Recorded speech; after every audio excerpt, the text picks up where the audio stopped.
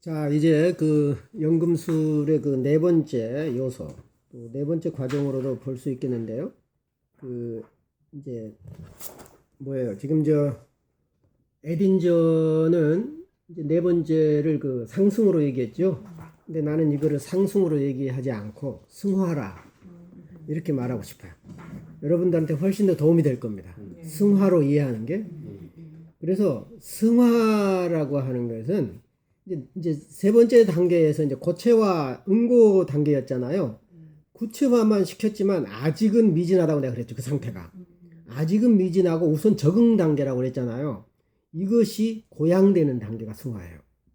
이것이 멋있어지는 고차원적으로 하늘을 향해 가는 거죠. 이 하늘을 향해 가는 거는 하나의 천상의 세계로 가는 거하고 똑같습니다. 어떤 엘리아드가 말하는 어떤 인간이 그 천상의 세계를 늘 그리죠. 어쩌면은 신들과 함께 했던 그 낙원 시대를 그리는 겁니다. 그리고 그렇게 되려면 인간이 고결해져야 돼요. 그러니까 아까 이제 꿈에서 얘기했던 무슨 뭐 건물을 뭐 띄어서 한 바퀴 돌아온 것은 고향이 아니에요. 응? 어쩌면 이제 성경에서 말하는 마치 에녹이 죽지 않고 하늘로 들림을 받았다는 거예요. 이것을 자꾸 이것은 육체적으로 인간적으로 생각하려고 하는 경향이 있는데 그렇기보다는 정신적인 고향이에요. 정신이 하나의 신적인 단계로 들어가는 그런 단계로 볼 수가 있겠어요. 그래서 신의 상태, 거룩한 상태로의 회귀, 이것은 천상 여행과 관련이 있다. 그러면서 상승은 공기와 관련된 작업이라고 했죠. 상승은. 그래서 휘발에 의해서 물질을 기체로 변화시킨다. 이제 물이 수증기가 되는 이제 그런 과정이겠죠. 그래서 밑에 보면은 상승의 가장 두드러진 특징은 위로 올라가는 거다. 이는 아래의 물질이 위로 향하는 움직임에 의해 더 높은 형태로 변환되는 거다. 그것이 하나의 고양 상태고 어쩌면은 그 승화 상태입니다. 승화 상태. 그리고 이제 위로 향하는 것을 상징하는 이미지들에게는 사다리, 야곱의 성경 보면 그 야곱의 사다리라든가 계단, 엘리베이터, 등반, 또 산, 비행 등과 관련된 모든 이미지는 상승의 이제 상징에 속한다. 이것이 상승인지 아니면 환상의 세계를 넘나드는 건지를 여러분은 구별해야 될 겁니다. 아마. 그래서 이거는 정신적인 고향인가 아니면 어떤 욕망의 환상이 꿈에 나타나는 건가 그런 차별이 있어야 되겠죠. 그래서 그러므로 영이라고 하는 건 스피릿은 물과 혼, 소울의 도움으로 몸 자체로부터 끌려 나오고 그로 인하여 몸은 영적이 된다. 어떤 영의 단계로 들어가는 단계 이렇게 볼 수 있겠어요. 그렇죠. 어쩌면 이제 아까 그 응고의 단계는 육체의 단계죠. 근데 이제는 영의 단계로 이제 들어간 거죠. 그래서 그로 인해 영은 몸의 혼과 더불어 위쪽으로 올라가는데 이것은 철학자의 도의 완성이며 상승이라고 부른다. 이게 이제 아마 철학자의 도의 완성으로 보기는 그렇고요. 어떤 영의 단계로 가서 나중에 이제 하빌의 단계가 완성으로 보는 것이 더 좋을 것 같아요. 이제 그래서 이제 그림을 보자면은 143쪽을 보십시오. 이 책의 143쪽에 보면은 여기에 이제 철학자의 그 정류기가 나오죠. 그렇죠. 그러면서 여기에는 이제 비둘기가 날아가잖아요. 이 비둘기가 영, 혼을 상징하는 겁니다. 그러면서 여기 이제 고체 상태에서 가열하니까 이제 여기서 영혼이 탄생한다는 거죠. 그 육체에서 이제 영혼이 이제 탄생하는 이제 그런 과정을 보여줍니다. 그래서 이제 이 상승과 관련된 꿈을 보면은요, 142쪽에 나와요. 이 하얀 혼, 이제 비둘기로 보통 나오죠. 종종 가열된 물질로부터 해방된 한 마리의 하얀 새로 표현된다. 탕 안에서 삼키고 있는 한 남자의 머리 위로 하얀 새가 출현하는 아까 그림이 있었죠. 무의식의 강렬하고 고통스러운 활동을 견뎌내고 있는 젊은 여성은 이 그림과 비슷한 꿈을 꿨어요. 그러니까 어찌 보면은 지상의 세계에서 적응을 하지만 그 적응은 소위 적과의 동침이고 고통과의 동침이라고 그랬잖아요.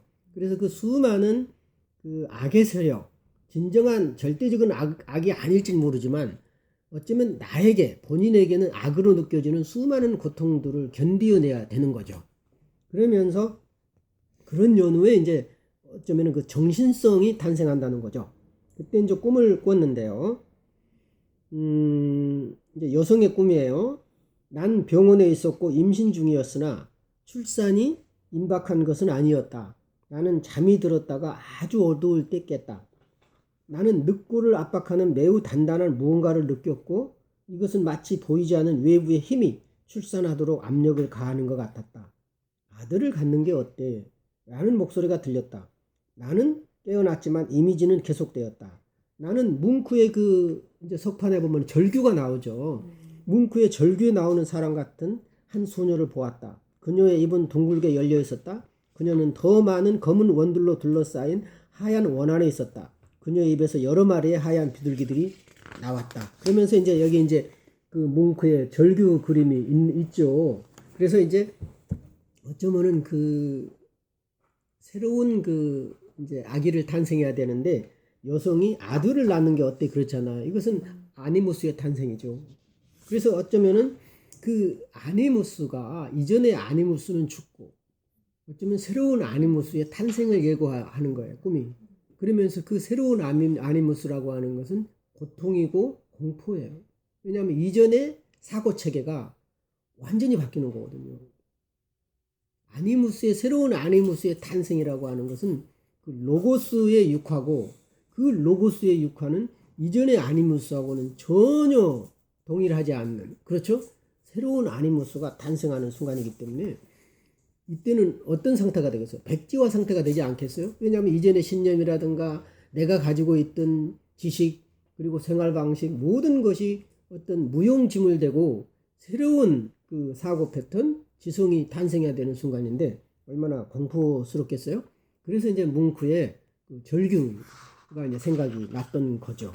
바로 이것이 상승이에요. 상승이라고 하는 것은 고양됨, 인격의 고양됨으로 표현할 수도 있고 어쩌면은 이제야말로 그 육체의 삶에서 그 영의 삶, 그 정신의 삶으로 들어가는 과정이다. 이렇게 보면 되겠어요. 상승이. 그 다음에 이제 다섯 번째로 뭐죠? 죽음이에요. 다섯 번째로는 죽음의 단계는 뭘까요? 이전에 사실은 연소부터 시작해가지고 연소도 어느 정도의 죽음이요. 그동안 있었던 때를 벗겨내는 과정이죠. 용해도 그동안 살아온 모든 과정을 없애버리는 과정이죠. 그래서 신생아 과정으로 이제 된 거잖아요. 그래서 응고는 죽음은 아니지만 적어도 죽음과 동침해야 되고 함께해야 되는 고통의 과정이라는 거죠. 응고도.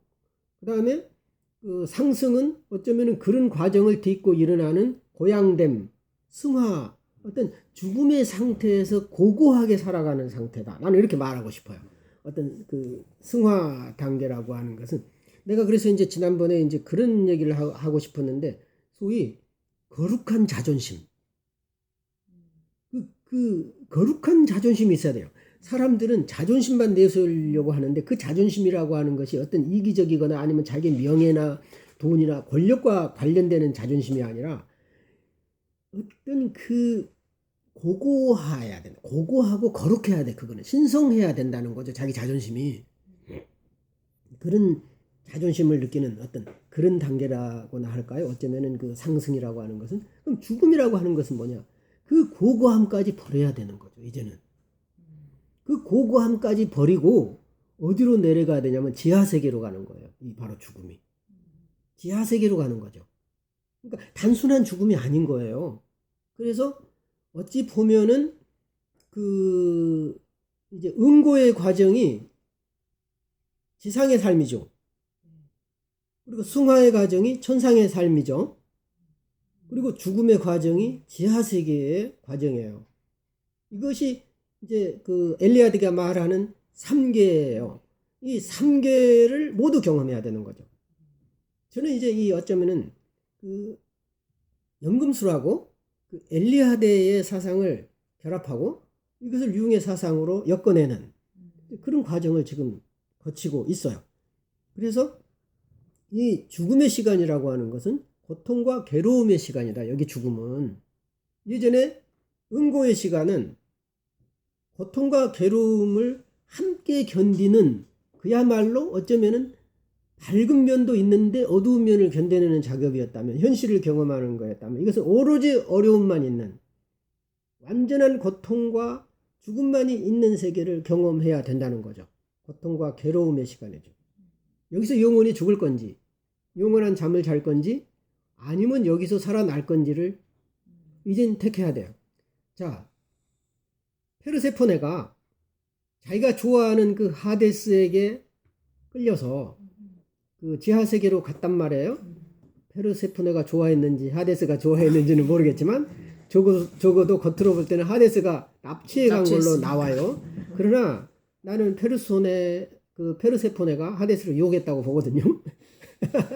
그 수소나를 하려고 막 하는데 그 땅이 갈라지면서 쑥 그 하데스가 올라오잖아요. 그 유혹을 하니까 하데스가 잽싸게 알아차려가지고 샥 이제 데리고 간 거잖아요. 그리고 이제 거기 지하세계 음식을 또 먹게 돼요.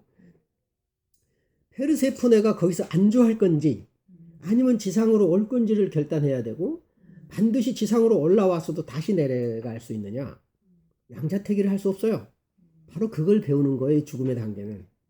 어찌 보면은 나는 다시는 지하세계에 가지 않겠다는 것이 아니고, 최소한 3분의 1은 지하세계로 다시 가서 그 어둠의 시간을 보낸 다음에 다시 지상의 세계로 올라오는 그런 힘, 내적인 힘을 키우는 기간이다. 그 고통 속에서, 죽음의 기간 속에서 키우는 거다. 그래서 부활과 재생을 위한 인내의 시간이다. 이 죽음의 시간이라고 하는 것은. 바로 이것이 이제 그 연금술에서 말이죠. 그 대작이 루베도 단계라고 그랬잖아요. 적화 단계라고 그랬잖아요. 그리고 대연금술이라고도 하고 소연금술이라고. 여기 이제 에딘저는 이제 그 소연합, 대연합으로 구별을 했죠. 근데 이제 소연합은 주로 백화 단계에서 일어나는 철학자의 돌이에요. 그러니까 하얀 돌이라고 볼 수 있어요. 백화 단계에서 나타나는 철학자의 돌. 그리고 대작, 대연금술, 마그누스 오프스는 어쩌면은 그 적화 단계에서 일어나는 진정한 철학자의 돌이에요. 진정한 금이죠. 그래서 연금술사들의 대작, 오프스 마그눔은 인간 혼의 구출과 우주의 구원이라는 두 가지 목표를 갖는다. 이것이 이제 인간 혼의 구출과 우주의 구원이라고 하는 것은 개인과 집단, 개인과 보편의 만남인 거예요. 그래서 내가 꿈 분석할 때 객관적 해석 머무르지 말아라. 객관적 해석은 개인의 구원인 거예요. 어쩌면. 그렇죠? 그 다음에 어쩌면 우주의 구원은 원형적 구원과 관련이 돼 있어요. 주관적 해석과. 이 두 개가 맞닿아 있어야 된다. 이것이 바로 연금술사들이 목표로 했던 거죠.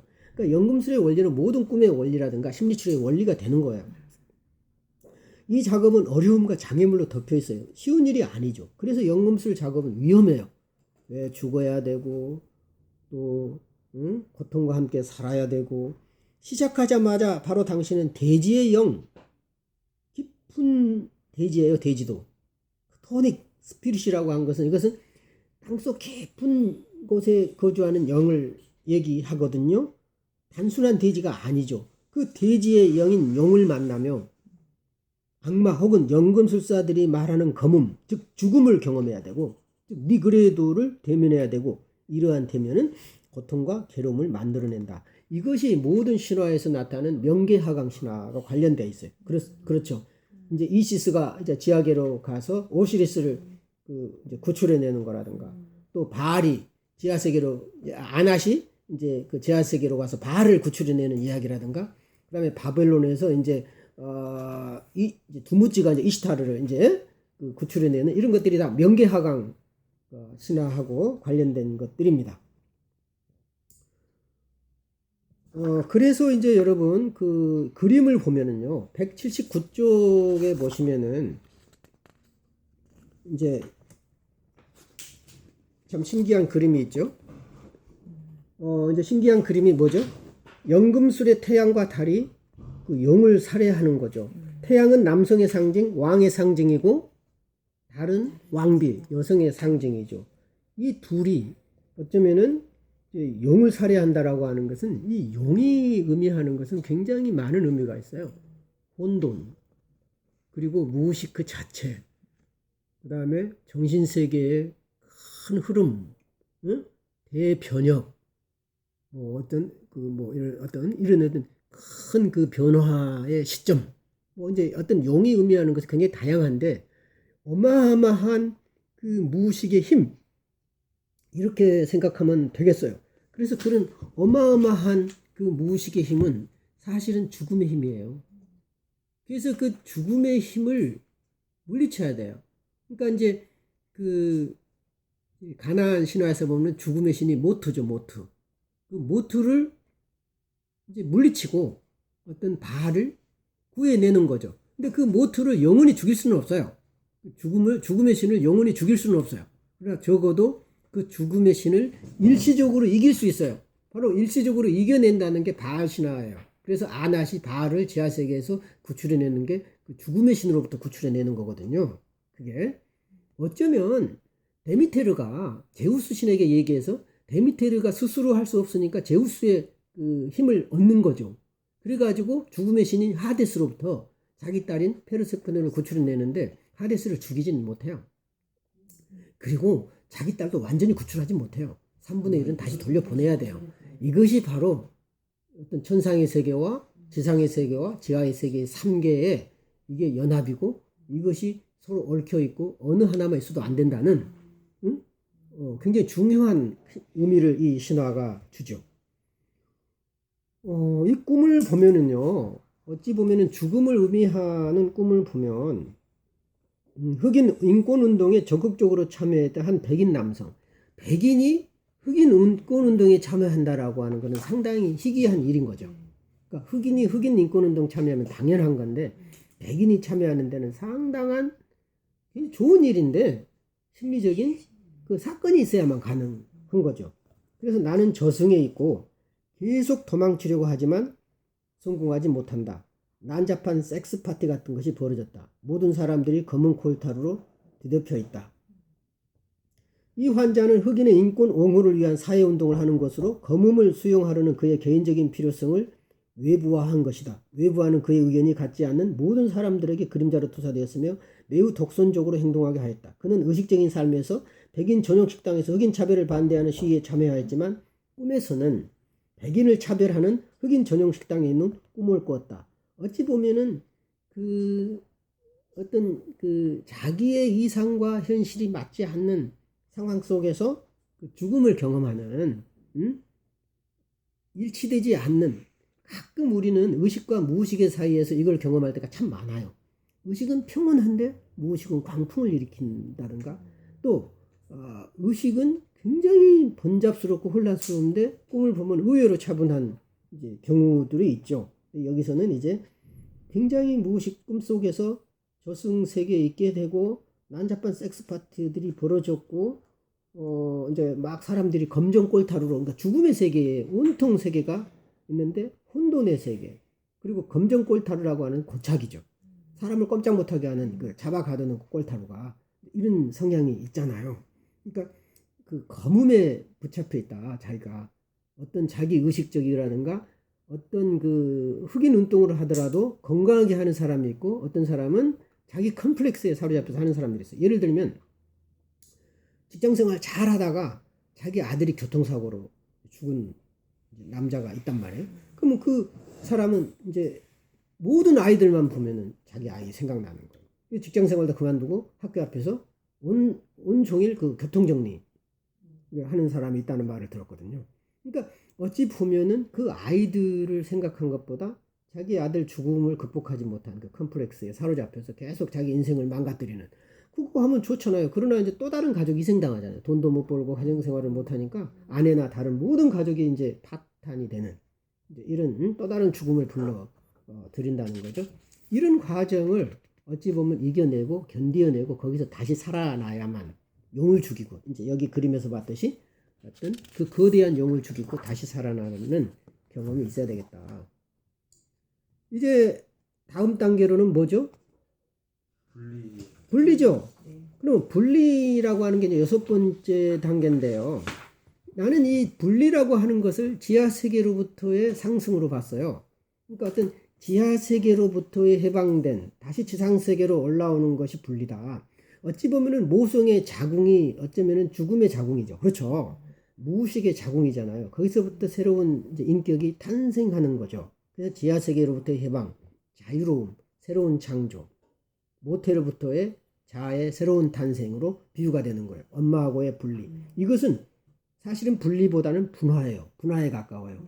그러니까 융의 개념으로 말하면 differentiation, 분화의 개념이고, 이것은 정신이 점차 분화되는 과정을 보여줘요. 죽음을 경험한 다음에 네 가지 원소, 물, 감정이죠. 불, 직관, 공기, 사고, 흙, 감각, 이런 네 가지의 정신이 분화되고 이것이 균형적으로 발전할 때 굉장히 온전해지거든요. 어쩌면은 사고적인 사람이 감정이 되게 약하잖아요. 근데 감정의 기능을 발달시켜야 되고, 감각적인 사람은 직관이 약해요. 그래서 직관의 기능을 좀 발달시키고 하는 이제 그런 과정이 일어나는 게 분리의 과정이고 분화의 과정이다. 주로 이제 우리는 이제 분화라는 말을 쓰죠. 그래서 원진료는 상반되거나 미분화된 성분으로 이루어진 혼합물로서 분리 작업을 요구하죠. 되게 혼돈 상태에 있고, 어찌 보면은 이 네 가지 원진료가 섞여 있을 때는 이것이 이제 창조의 전 단계로 볼 수가 있는데, 창조가 이루어지려면 분리 과정이 일어나야 되고 이것이 분화 과정이 이루어져야 된다는 거죠. 그래서 연금술 실험실에서 금속은 천연광석을 가열하거나 분쇄하거나 다른 화학적 방법을 거쳐 얻어집니다. 다수의 물질들이 열에 의해 증발되는 휘발성 물질과 뒤에 남겨지는 지상의 잔류물로 나뉜다. 이제 가열하면은 이제 재로 남기도 하고 또 이제 물로 되기도 하고 기체로 되기도 하고 하면서 이제 바뀌죠. 그러니까 유황과 수은을 어떻게 하냐면은 이 네 가지 방법을 써요. 연금술사들은 열을 가하거나 빼거나, 습기를 주거나 습기를 없애거나. 그러니까 이제 그런 식으로 이제 바꾸는 거죠. 이 작업을. 그래가지고 이 네 가지 원소가 여기서 다 나온다고 보는 거죠. 그래서 이제 연금술사들은 여과법, 침전법, 그리고 원심 분리법까지 사용해가지고 이제 변형시키는 작업을 하는데, 이것은 일종의 구별하는 능력이다. 구별하는 능력이다. 그래서 220쪽에 보시면은 이게 바로 이제 그 철학자의 알을 쪼개는 그림이거든요. 이 철학자의 알. 이게 이제 연금술의 그 정육이기도 해요. 그래서 이제 그동안의 모든 것을 합쳤다면 이 알에서 알이 쪼개져야, 깨져야, 분리돼야만이 병아리가 나오죠. 그래서 이제 바로 이제 이런 과정이 분리 과정이다. 그리고 이제 225쪽에 보면 꿈이 있어요.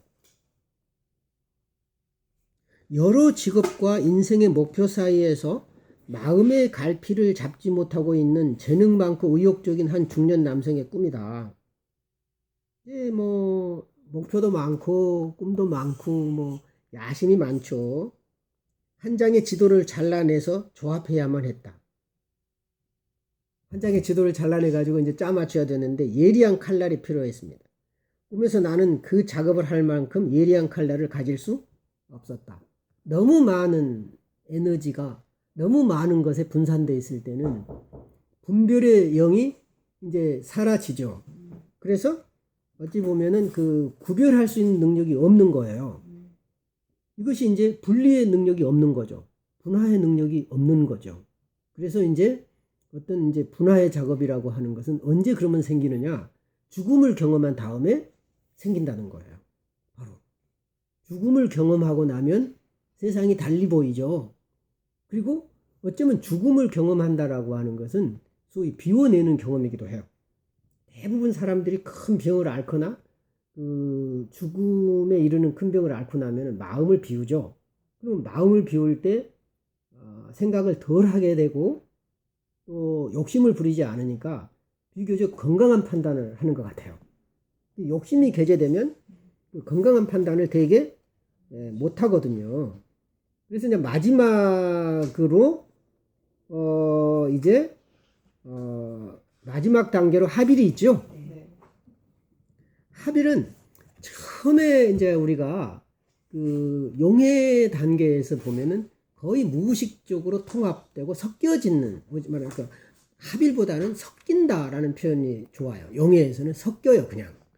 그 섞이는데 이 합일은 때로는 의식적으로, 때로는 무의식적으로, 그리고 자연적으로, 운명적으로, 필연적인 발생하는 대극의 합일이 바로 여기 합일에 해당이 된다. 그래서 합일은 소위 큰 연금술, 대연금술의 정점인 거죠. 이게 이제 철학자의 돌이 이제 탄생하는 이제 마지막 단계입니다. 그래서 연금술사들이 물질들의 화학적 결합에 멸여돼서 이것이 이제 나중에 이제 현대화학으로 이제 발전을 했는데, 연금술사들은 실험실에서 두 가지의 진료가 성질이 다른 세 번째 물질, 이게 이제 세 번째 물질일 수도 있고 세 번째 영역일 수도 있어요. 저는 그래서 이것이 그 제3의 영역이라고 얘기했고, 그 제3의 영역이 비혼으로 말하면 5의 영역이고, 그 제3의 영역에서 우리는 치료가 이루어진다, 그런 얘기를 했어요. 그것은 화학적이고 물리적인 결합에 다양한 예들이 있다. 그러면서 수은과 다른 금속이 합쳐져서 합금도 만들어지고 금과 은이 수은에 용해되는 것을 그 기운에 둔다. 그러면서 이제 대합일과 소합일 얘기를 했는데, 소합일은 주로 이제 백화 단계에서 일어나는 철학자의 도리고, 소합일은 적화 단계에서 일어나는 철학자의 도리다. 그래서 이제 마지막 합일에 대한 그림을 보면 259쪽을 보시면은요, 이제 여기 있죠. 여기 이제 그 어떤 철학자의 알, 중류기 속에서의 그 남성과 여성, 왕과 왕비의 결합이 있고, 그 여기서 이제 아이가 탄생하는 거죠. 응? 호문클루스, 그다음에 인조인간, 그리고 이제 여기 라피스, 여기 이제 이게 이제 그리스도와 라피스를 동일시하는 중세의 기독교 이제 신앙을 나타내는 거죠. 그러면서 이제 합의를 보여주는 꿈이 이제 258쪽에 있어요. 꿈에 한 여자가 중류기와 신비롭게 보이는 화학 장비들을 갖춘 여러 방들이 있는 지하 동굴에 들어갔다. 마치 그 연금술 그 도가니 그 이제 작업장처럼 보이죠. 그래서 두 과학자들은 1년의 오랜 실험의 마지막 과정을 받고 있었는데, 그들은 그녀의 도움으로 실험을 성공적으로 끝내기를 바라고 있었다. 두 과학자들이 그녀의 도움이 있어야 된다라고 하는 것은 두 과학자들은 아니무스겠죠. 그러면서 어쩌면 이 여성에게는 아니무스지만 또 그 과학자들에게는 이 여성은 아니마겠죠. 그러면서 이게 이제 합쳐져야만, 왕과 왕비가 합쳐져야 신성원이 이루어지고 아이가 탄생하는 겁니다. 그래서 이미 여러 차례 용해와 중류를 거쳐 만들어진 모체인 액체로부터 분리되어 나올 황금의 결정체가 이들이 바라는 마지막 결과물이다. 화학자들이 연금술의 용기를 가지고 작업하는 동안 꿈을 꾸는 당사자인 여성은 연인과 함께 인접한 방에 누워 있었고, 그들의 성적인 포옹이 이제 성적인 합일로 나타나죠. 귀중한 황금의 결정체를 만드는 데 필요한 에너지를 공급하였다. 그러면서 이제 연금술 공부하면서 이제 이런 꿈을 꿀 수가 있습니다. 이렇게 해서 이제 우리가 그 연금술을 적어도 한 7단계 혹은 7요소로 쭉 살펴봤어요. 그래서 어떻게 이제 연금술이 유래하게 됐고, 결국 그 연금술의 과정이라고 하는 것은 어떤 4가지 원진료, 물, 불, 흙, 공기를 통해서 모든 걸 만들 수 있고, 또 모든 걸 이룰 수 있고, 또 어쩌면은 물질의 세계를 통해서 정신의 세계를 통합하는 온전한 정신 세계를 이룰 수 있다는 것을 물질 세계로 보여주고자 하는, 그러니까 보이지 않는 정신 세계를 보이는 것으로 가시화하려고 했던 그 연금술사들의 놀라운 노력들이 바로 이제 보인다고 할 수 있겠습니다. 수고했습니다.